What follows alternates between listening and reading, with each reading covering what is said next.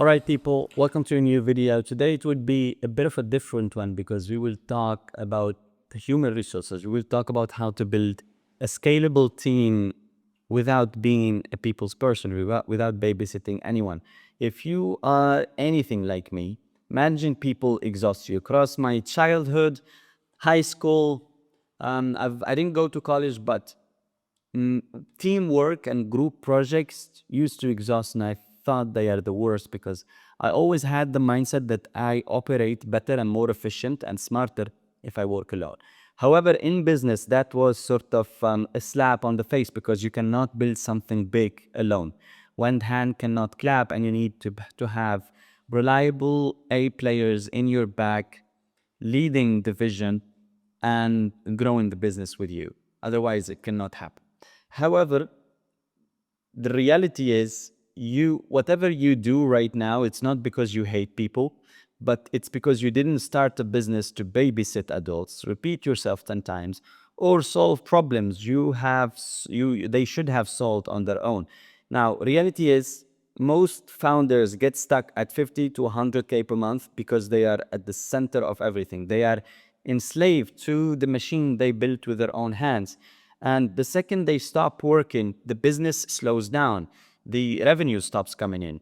Let me show you how I built Luxbridge Consultancy, how I architect teams to gain back my freedom so I can focus on high-level decision-making, sales systems, new markets, new products, etc., etc. And I have done this across my company in consulting, in real estate, in e-commerce, etc., etc. Now, what I want you to see here is a conversation between me and my operations manager. So where I ask about if there is anything pending on me overall, she says no, my services are not needed as of now. And I love to call this operation users because the reality is when I send this message, I felt guilty to a certain extent because it's been since Feb. Now it's the 30th of June. Since Feb, I didn't join any daily meeting. I've been working barely 20 hours per week. And I just felt that things are going out of my control. But reality is, it's just, I would say, unneeded or unnecessary anxiety. Because it's sometimes when you grow as a founder, you grow with, especially it's your company, you build it from scratch, you go with a need for control somehow that grows with you. And it's not healthy. You need to detach yourself from that. Now, before we jump into how to actually achieve all of this and achieve your freedom in your business, we need to understand the operating system of a scalable team. A scalable team doesn't mean more people. It means clear roles with asymmetric leverage, systems that prevent repeated questions, KPIs that tie to performance-based compensation, and built-in self-correction mechanisms. So let's break down every one of them or each part of them into different principles, shall we? First principle, role design equals asymmetry. Every role in my team must generate output that's disproportionate to the cost of the seat. Nafal Ravikant talks about this a lot in his books. He said that for a company to scale to millions and millions of dollars in yearly revenue, they need to build 4 types of leverage. The first type of leverage is labor. And through this principle, this is how you maximize your leverage out of labor. Because, for example, if an editor that you hire for $1,000, one way to build leverage out of that is to build them a system that is streamlined where they can follow to turn one piece of or one script, one video into a piece of content. That's disproportionality. One piece of content into 8 pieces of videos or 8 pieces of content. Another example is you spend $3,000 in ad spend, you generate lead, but you have a sales system or a closing mechanism that's so strong that your sales team is able to close 50K out of that. That's what this proportionality looks like. And a VA that sends, for example, 50 DMs per day, but you build them such a strong DM structure, DM script, that they get more than 100% reply rate. So this is what this proportionality in output means. And if the work someone does could be done by AI, cheaper tool, automation, then they are out of scope. Recently, we introduced a new rule in the company. We will not hire any human employee for any role unless AI, automation, or systems are proven to not perform that job as efficient as a human. So this allows us to also maximize the systematic approach that we want to implement across all the departments. We have a completely streamlined AI system for sales. We don't need to hire any outbound reps. We don't need to hire any appointment setters. Everything is done by AI. It's just that we have one or two closers that are just doing calls with people that are ready to buy now. So principle number 2, SOPs are not documents, they are interfaces. Most founders treat SOPs as these Google Docs that contain text that no one reads. Ours are extremely different. We use Notion plus Loom videos to build SOPs. We use Figma as well. That feels like apps, clean interfaces, linked checklists, embedded videos, visual demos, etc., etc.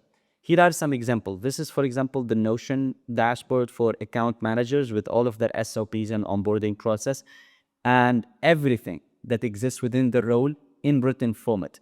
Within this, it's also integrated with like this Figma dashboards with diagrams, etc., to help them visualize the workflow.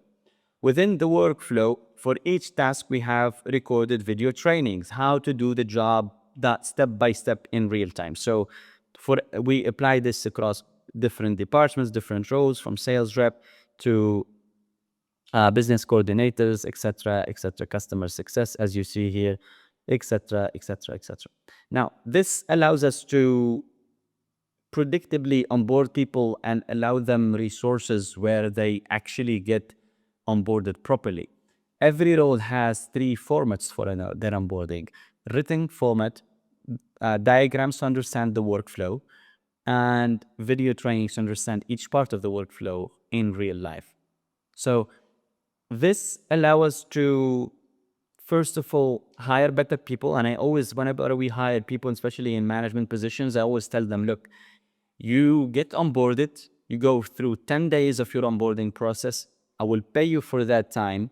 You're not providing me any value, but I will still pay you. However, I want you to have only 30 days of stupid mistakes. Stupid mistakes are mistakes that could have been easily avoided by you just looking back at your SOP or your training process. But you didn't. You are allowed 30 days to do those mistakes. Anything more than that, you're not a good fit, because you're not fitting in within the system we have built.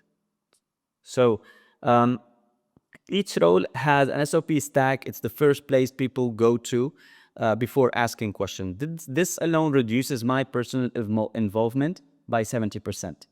And we keep updating these SOPs. Every SOP that we build has an owner. For example, if it's an SOP for the content department, the content manager is the owner of that. It's his responsibility to update it the more we grow, or the more we introduce new systems and new softwares, etc., etc. So we keep updating them on maybe a quarterly basis, a monthly basis, depending on the frequency of the work done there. Principle 3, hiring is a funnel, it's not a favor. For example, in our company, we do not hire out of desperation. We run a funnel just like we do with our own lead generation campaigns. It's extremely important. We don't hire people randomly online. We hire them through a funnel. We build landing pages, we run ads on LinkedIn and on Meta, and we drive traffic through. We filter them out, we book them into calls, and our HR and managers continue with the onboarding process. So these contain clear job descriptions with video trainees, video intro, and KPI expectations. Application form, we use that type form for all of our hiring forms because it's so advanced, and we can use logic to filter out people. We once people are filtered, we always try to do a paid test task to validate the person, and we do interviews with worst case scenario just to squeeze people and understand their problem solving skills. With all of this, we literally filter out 5 to 10% of all applicants, and when you do it through paid ads, trust me, you get a lot of applicants. So we do pay well, but we also filter really, really hard. These are an example of funnels, for example, for creative team. This is another example for executive, account executive, and this is another one for executive assistant. Now, as you say here, it's job description, KPI expectations on the left, video intro with what we are looking for on the right, and the type form at the bottom. So on top of all of this, we usually, as platforms for the traffic, we use usually LinkedIn and LinkedIn, Upwork, and Meta. So here for the on our website, this is more for branding purposes, but we drive a lot of traffic to our website, and a lot of people apply through this as well. We have careers page that has everything about our team. It's more branded than the sales funnels, but it has all the roles that we have currently open at the company. And if you are interested in something that we are not currently hiring for, you can still send a lengthy application and we look at it. Okay, so this is another example of a form, the type form for the senior and junior media buyer positions. And as you see here, it takes plus 7 minutes worth of questions and logic and scenarios to help us filter people out. So it's a lengthy process, it's not a random form that takes 2 minutes. So with all of this done, now you understand how to build SOPs. You understand how to, first of all, through principle 3, you understand how to get people in. You understand through principle 2 how to onboard them and retain them. And through principle 4 here, you understand how you can retain people and scale job descriptions, scale roles, and make everyone happy. Because now we will talk about end of day reports plus KPI linked bonuses. A lot of companies do especially with remote employees, they do tracking and all of these softwares to track people being actually working and doing tasks, etc. We don't do any of that. We've never done it. We will never do it.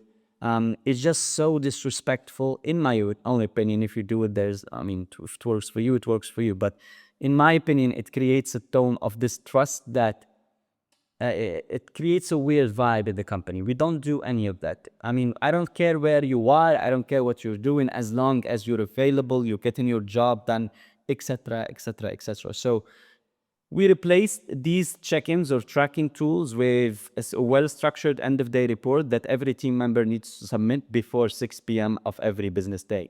And this is how it looks like. It's a Google Doc. Our operation manager sends it in. It's a scheduled message that goes on for every 90 days, and it has a form that everyone needs to submit. It has the date, the department, the role, your name, and it usually asks for 4 different questions. What did you achieve that day? What are the obstacles that hindered your progress or maybe slowed you down from achieving more? How do you think we can support you better? Do you think we should buy you a new software that could minimize your workload by 20%? Do you want us to invest in something new? How do you think we can support you as company? And key metrics, for example, what did you achieve? Whether it's call booked, video delivered, email sent, etc., etc., etc. These reports go into a central dashboard on Notion, and it's done through make.com. And here's the key: we track everything, and we tie these KPIs to quarterly based bonuses. Every company, when it comes to bonus structure, if they even do it, especially with remote companies, but they might give out 1 extra yearly salary or 1 extra monthly salary every year at the end of the year. With us, we don't do it like that. It's very boring. It doesn't have any leverage in it. It doesn't have any creativity in it, and it just, people take it for granted as this extra thing that they think they need to take. But at the end of the day, it's still money coming out of the company's pocket. With the way we do it is we track your KPIs and we split it, your monthly salary, we split it over 4 quarters. So you get 25% of your monthly salary as a KPI or a target bonus every quarter. That's going to be paid to you anyhow. Now, reality is whether you get 100% of it or 60% of it depends on your KPIs during that quarter. Everything is tracked through the end of day reports. Everything is built up to determine that percentage through what you have achieved, how was your performance during the last quarter, and we pay you out a percentage based on that. So we track, this whole thing creates a tone of ownership, because now everyone knows, whether you are big or small, whether you are a management position or execution team, you know that you're getting paid a bonus at the end of every quarter, and you control how much that is. So it creates a tone of ownership, and it creates, I would say, a sense of responsibility for everyone to work harder and be more efficient so they can acquire 100% of their bonus. Now, we manage all of this through Remote Pass. Remote Pass is a life-changing platform. Before, we used to create there was a lot of problems and shenanigans and drama between employees and the company. Salaries paid or received late, salaries not received, salaries being withheld from banks because they don't have professional legally binding contracts, etc., etc. We changed that through the remote pass. Now, every employee that works with us, especially full-time, they have a legally binding contract within the company. We do background checks. We have everything that we can provide them with, to all the tools where we can provide them with legally binding contracts, where they can open bank accounts, they can travel, they can apply for loans, whatever they want to do. It's not just a remote job, it's an actual work. And we manage their salaries on Remote Pass, their bonuses, etc. as well. So Remote Pass is a platform that is practically everywhere. They are incorporated everywhere. And the way it works with payroll especially is that we process payroll on the first of the month. We transfer funds to them 2 days prior, or 1 day prior, and then on the first of the month, every employee is guaranteed to have their income or their salary deposited, because we transfer to them in UAE, so it's a local transfer. It reaches within hours, and they transfer back salaries to employees locally as well, because they have bank accounts in each employee country. And with this system, it creates more predictability. No one is facing any problems, no one is facing any delays, and no one is stressing about where is my salary. They just focus on work.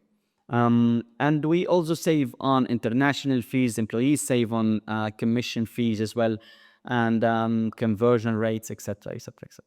Now, before I move to my final words, these are 3 books that I think everyone should read when it comes to building teams. The first one is, it doesn't have to be crazy at work. It's this book.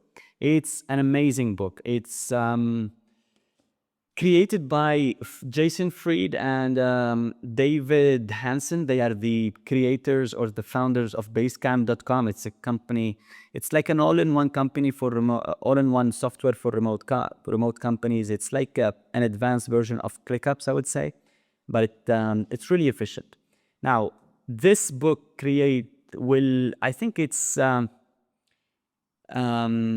amazing book that talks about building culture in remote team structures. You can, without having things go chaotic or anyone go insane. There is the Culture Code as well by Daniel Coyle. It's an amazing book. And there is The Wisdom of Teams, Creating High-Performance Organizations, also an amazing book. I read all of them. They changed a lot in my mindset. I struggled a lot with building and retaining team members before, especially in my first 2 years. I struggled to build a team. I struggled to retain people. I struggled to sell my vision to people where they can stick behind my vision. But I mean, it's just a learning curve that you need to go through eventually. Now, my final words, what can you take out of this? If you go on and implement everything we discussed today, you won't need to be a therapist, a dictator, or even a babysitter. What you need to streamline your team to buy back your freedom is asymmetric roles, clean SOPs, clear performance logic, and a compensation structure that makes team members behave like mini founders.